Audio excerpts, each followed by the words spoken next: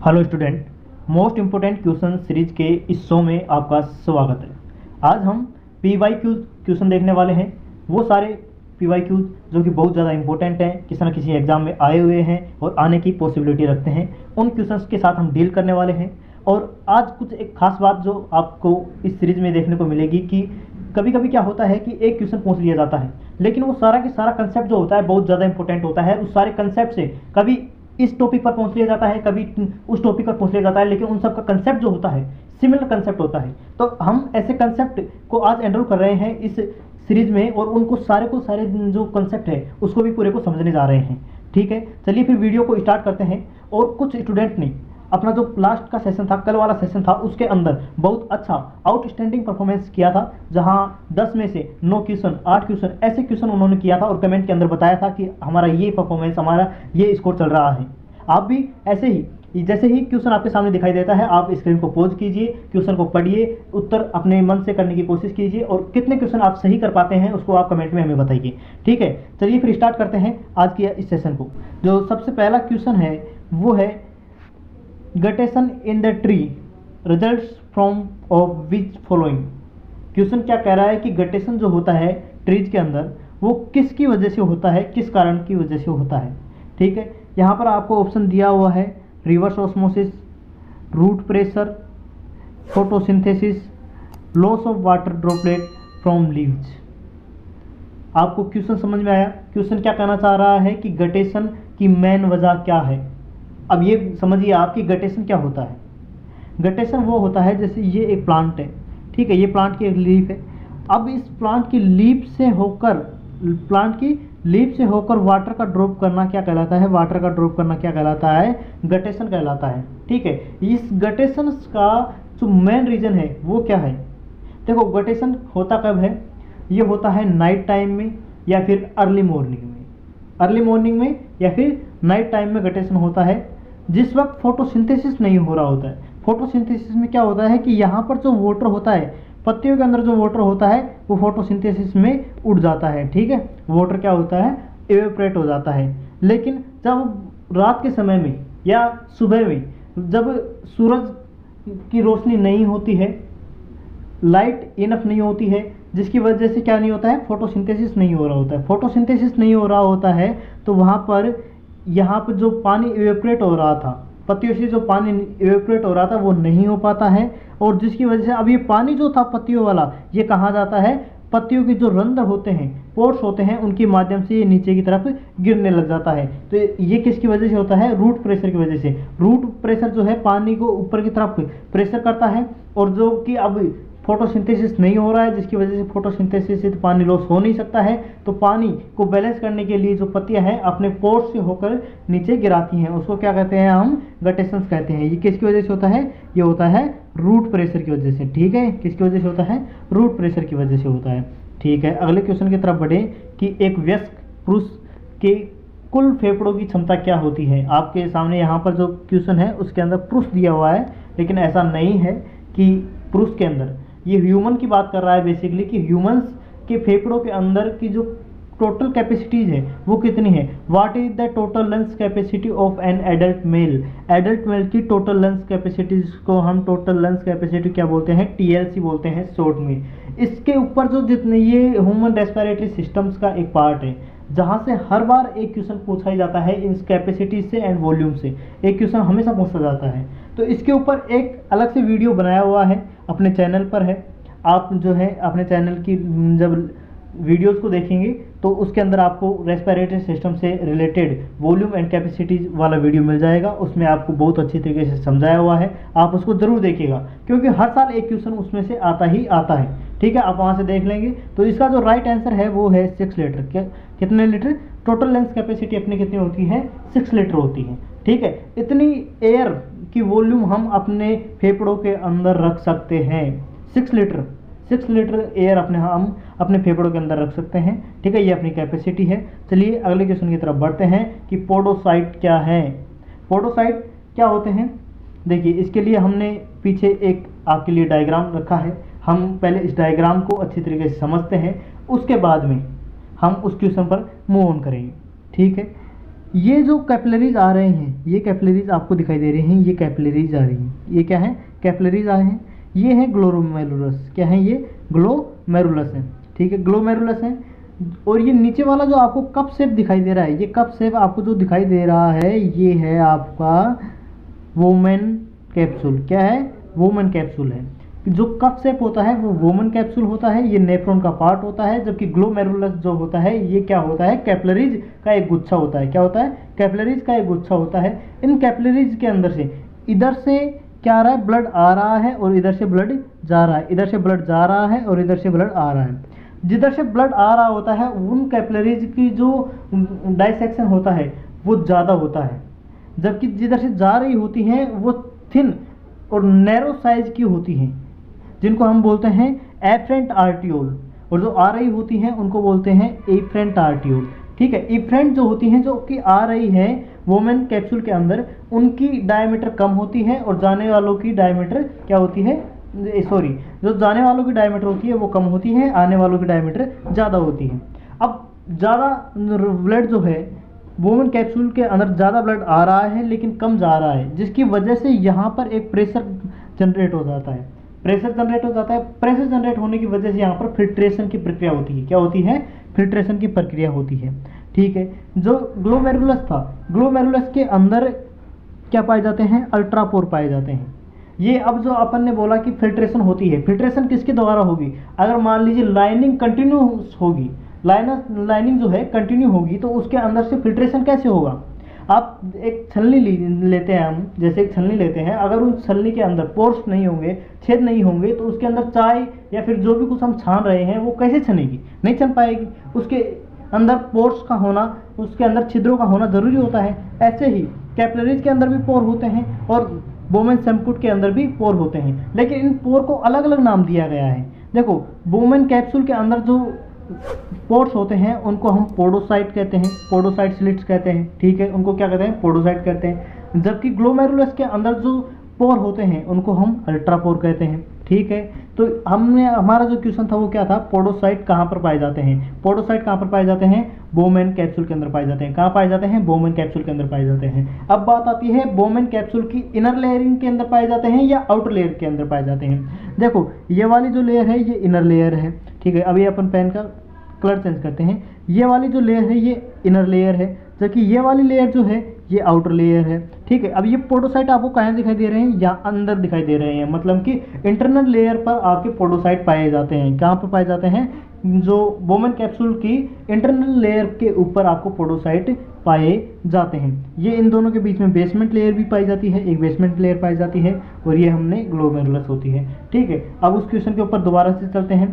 Question क्या कह रहा है, क्वेश्चन ये रहा अपना क्वेश्चन। क्वेश्चन कह रहा है कि पोडोसाइट कहाँ पाए जाते हैं, तो ये पाए जाते हैं वोमेन कैप्सूल की आंतरिक भित्ति पर। कहाँ पाए जाते हैं, वोमेन कैप्सूल की आंतरिक भित्ति पर। आई होप आपको ये समझ में आया होगा। अगर आपको अभी भी थोड़ा डाउट है तो आप वीडियो को थोड़ा सा रिवर्स कीजिए और दोबारा से सुनिए, आराम से सुनिए, आपको अच्छी तरीके से क्लियर हो जाएगा। और फिर भी कोई डाउट रहता है तो आप कमेंट के अंदर पूछ सकते हैं, क्योंकि आपका डाउट बिल्कुल भी सहन नहीं हो सकता, क्योंकि आपका एग्ज़ाम जल्द ही होने वाला है। एम्स पैरामेडिकल का एग्ज़ाम तो अभी होने वाला है, इसी 24 जून को। तो आपको डाउट बिल्कुल भी नहीं रखना है, आप कमेंट के अंदर बिल्कुल फ्री होकर पूछिए, कोई दिक्कत नहीं है, ठीक है। अगले क्वेश्चन की तरफ बढ़ते हैं। निम्नलिखित में कौन हृदय को उत्तेजित करता है, कौन हार्ट रेट बढ़ा देता है, कौन सा हार्ट रेट बढ़ाने के लिए जिम्मेदार है। हाँ, तो हार्ट रेट बढ़ाने के लिए कौन जिम्मेदार है, एपिनेफ्रॉन। कौन, एपिनेफ्रॉन जो होता है ये अपने हार्ट की एक्टिविटीज़ को बढ़ा देता है, हार्ट की पंपिंग प्रेशर को बढ़ा देता है, हार्ट बीट को बढ़ा देता है। तो ये एपिनेफ्रॉन जो होता है एक तरीके से किसका, बूस्टर का काम करता है, हृदय को उत्तेजित करने का काम करता है, ठीक है। इसका जो राइट आंसर है वो है एपिनेफ्रिन।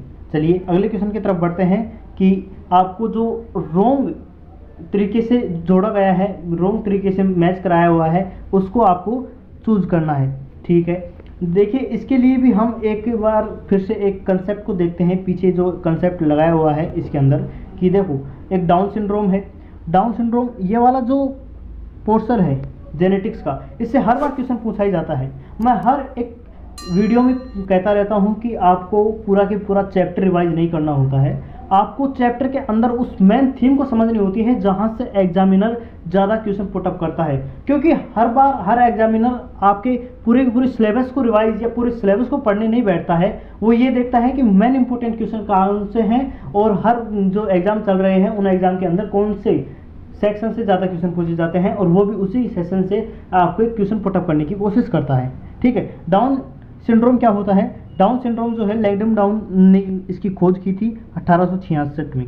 ठीक है, आपको पहला क्या याद रखना है, लैंगडम डाउन ने इसकी खोज की थी। इसके अंदर होता क्या है कि 21वें गुणसूत्र पर जैसे होमोलोगस क्रोमोसोम होते हैं, जहां पर मान लेते हैं ए एंड ए है, लेकिन 21वें क्रोमोसोम पर एक एक्स्ट्रा क्रोमोसोम आ जाता है। जैसे ए के साथ में मान लेते हैं एक ए और आ जाता है, तो ये एक एक्स्ट्रा आ चुका है, तो इसको हम बोलते हैं डाउन सिंड्रोम। ठीक है, आप इसके जो जितने भी कैरेक्टर हैं वो भी आप देख लेंगे यहाँ पर। ठीक है, अच्छी तरीके से देख लीजिएगा। लेकिन इसका मेन रीजन क्या है, 21वें क्रोमोसोम पर एक क्रोमोसोम एक्स्ट्रा आ जाता है, उसको हम क्या कहते हैं, डाउन सिंड्रोम कहते हैं।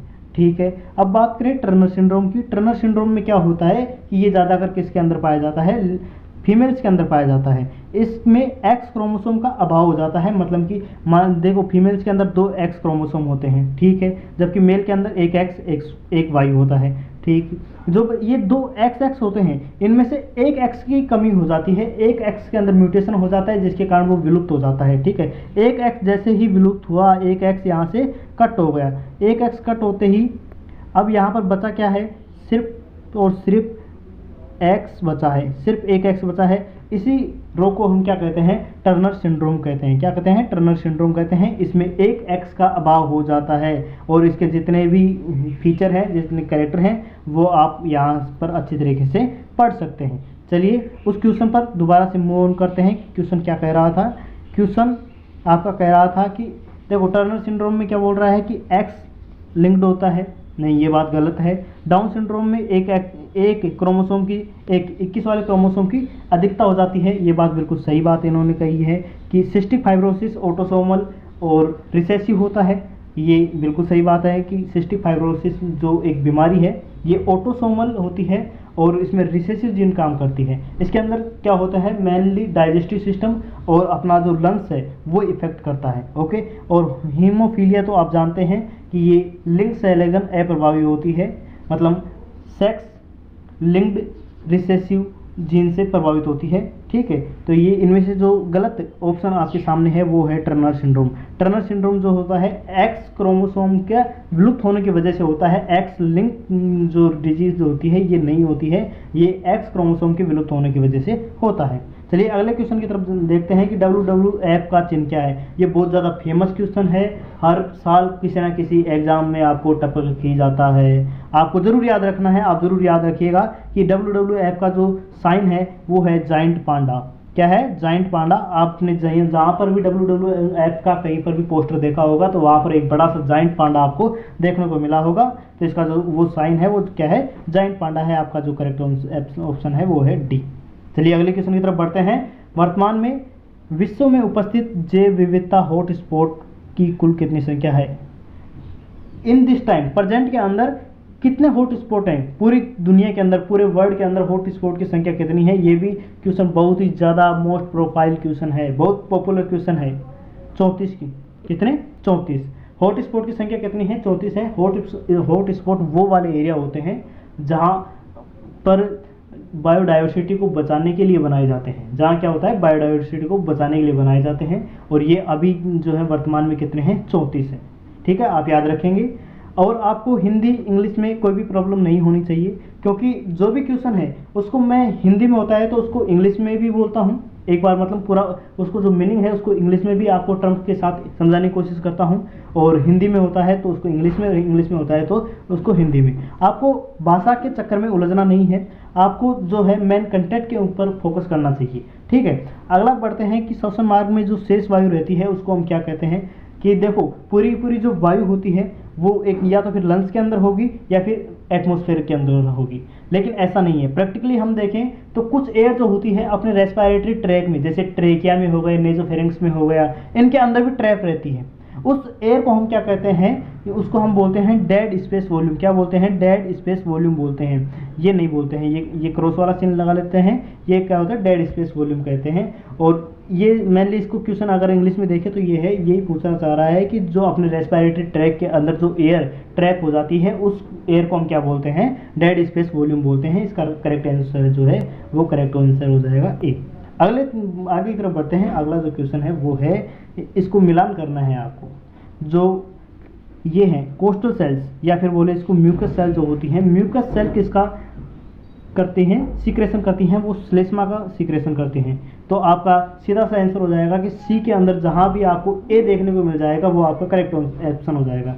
यहाँ पर देखिए फर्स्ट में, तो इसके अंदर सी में सेकंड है, मतलब ये इनकरेक्ट ऑप्शन है। इसमें देखिए सी के अंदर आपको फोर्थ ऑप्शन दिया हुआ है, ये भी नहीं होगा। यहाँ पर सी के अंदर फर्स्ट ऑप्शन होगा, तो इसका मतलब ये सही हो सकता है। अभी हम पूरे को देखेंगे, लेकिन हो सकता है। आप एलिमिनेट करके अगर आपको पूरे के पूरे ऑप्शन सही तरीके से नहीं आ रहे हैं, ऐसे बड़े क्वेश्चन होते हैं इसमें आपको पूरे क्वेश्चन नहीं देख पाते हैं, तो आप ऐसे कर सकते हैं कि आप एक को मिलान कर लीजिए और बाकी को आप जो है उसमें एलिमिनेट कर सकते हैं। देखिए सारे सारे एलिमिनेट हो गए, आपका जो आंसर है सीधे तरीके से जो बी ऑप्शन है वो आ गया है। लेकिन हम थोड़ा सा और देखते हैं। इसमें पेप्टिक सेल्स होती हैं, ये पेप्टिक सेल्स किसका सीक्रेशन करती हैं? पेप्टिक सेल्स किसका सीक्रेशन करती हैं? प्रो एंजाइम्स का सीक्रेशन करती हैं, जैसे पेप्सिन का। पेप्सिन एंजाइम का सीक्रेशन करती हैं, लेकिन ये एक्टिव फॉर्म में नहीं करती हैं। किस फॉर्म में करती हैं? प्रो एक्टिव फॉर्म में करती हैं, इनएक्टिव फॉर्म में करती हैं। ठीक है। जो ऑक्जेंटिक सेल होती हैं ये HCl का सीक्रेशन करती हैं। किसका सीक्रेशन करती हैं? ऑक्जेंटिक सेल HCl का सीक्रेशन करती हैं। पेप्टिक सेल्स जो होती हैं प्रो एंजाइम्स का सीक्रेशन करती हैं, जबकि म्यूकस सेल जो या फिर गोबलेट सेल्स होती हैं ये किसका? श्लेष्मा का सीक्रेशन करती हैं। इसके लिए भी हमने एक फ्लो चार्ट आपके सामने यहाँ पर रखा है, आप अच्छे तरीके से देख सकते हैं कि देखिए म्यूकस जो होता है ये गोबलेट सेल्स के द्वारा या चषक सेल्स भी बोलते हैं इनको, इसके द्वारा सीक्रेट होता है। जबकि ऑक्जेंटिक सेल जो होती हैं ये HCl और कोस्टल कारक का सीक्रेशन करती हैं। जबकि ये जो सेल हैं कौन से? पेप्टिक सेल यहाँ पर आपको दिखाई दे रहे होंगे पेप्टिक सेल्स। ये पेप्टिक सेल्स जो होते हैं प्रो एंजाइम्स का सीक्रेशन करते हैं। प्रो एंजाइम्स के अंदर कौन कौन से आ गए? जठरलाइपेज हो गया आपका, प्रोरेनिन हो गया, पेप्सिनोजन हो गया। ये जो है इनएक्टिव फॉर्म में इनको रिलीज करते हैं। फिर जैसे ही यहाँ पर HCl आ जाता है तो ये क्या हो जाते हैं? एक्टिव हो जाते हैं और पेप्सिन में बदल जाते हैं। आप इस पूरी स्लाइड को अच्छी तरीके से पढ़ सकते हैं, इसमें काफ़ी अच्छे तरीके से डिटेल में डिस्कशन किया गया है। रेनिन जो होता है वो HCl की मदद से रेनिन के अंदर कन्वर्ट हो जाता है, और रेनिन जो होता है ये मिल्क प्रोटीन केसिन को कैल्शियम पैराकेसिनेट के अंदर बदल देता है, और कैल्शियम पैराकेसिनेट का फिर बाद में आगे प्रोटीओजेज एंजाइम जो होता है उसको पाचन कर देता है, पेप्टोन्स और प्रोटीओजेज के अंदर तोड़ देता है। ठीक है, आप इसको पूरे अच्छे तरीके से देख सकते हैं। आगे उसी क्वेश्चन पर चलते हैं, और वो क्वेश्चन क्या सा था? ये वाला क्वेश्चन। इसका जो करेक्ट ऑप्शन होता है वो कौन सा ऑप्शन हो गया? थर्ड, मतलब कि बी ऑप्शन इसका करेक्ट ऑप्शन है। चलिए अगले क्वेश्चन की तरफ बढ़ते हैं कि दांतों के अंदर इनमें से क्या पाया जाता है? प्रोटीन पाई जाती है, कार्बोहाइड्रेट पाया जाता है, कैल्शियम पाया जाता है, या फिर खनिज पाया जाता है? देखिए दांतों के अंदर जो एक और क्वेश्चन यहाँ से ज़्यादा पुटअप किया जाता है, पूछा जाता है आपसे कि दांतों में कौन सा पदार्थ पाया जाता है जिसकी वजह से ये सबसे ज़्यादा कठोर होता है? वो होता है इनेमल। आप सभी को पहले पता होगा कि इनेमल की वजह से दांत बहुत ज़्यादा कठोर होते हैं। वैसे ही दांतों का जो इनेमल के अंदर क्या पाया जाता है? कैल्शियम पाया जाता है, जिसकी वजह से ये कठोरता बनी रहती है। दांत इतने कठोर होते हैं। इनके ऊपर की साइड में इनेमल पाया जाता है जो आपको सफ़ेद सफ़ेद दिखाई देता है, लेकिन इनेमल के अंदर की साइड कैल्शियम होता है। ठीक है, कैल्शियम से बने हुए होते हैं दांत। दांत किससे बने हुए होते हैं? कैल्शियम से बने हुए होते हैं। करेक्ट ऑप्शन क्या है आपका? कैल्शियम। अगला जो क्वेश्चन है वो है गर्भाशय का शल्य चिकित्सा द्वारा अलग करना क्या कहलाता है?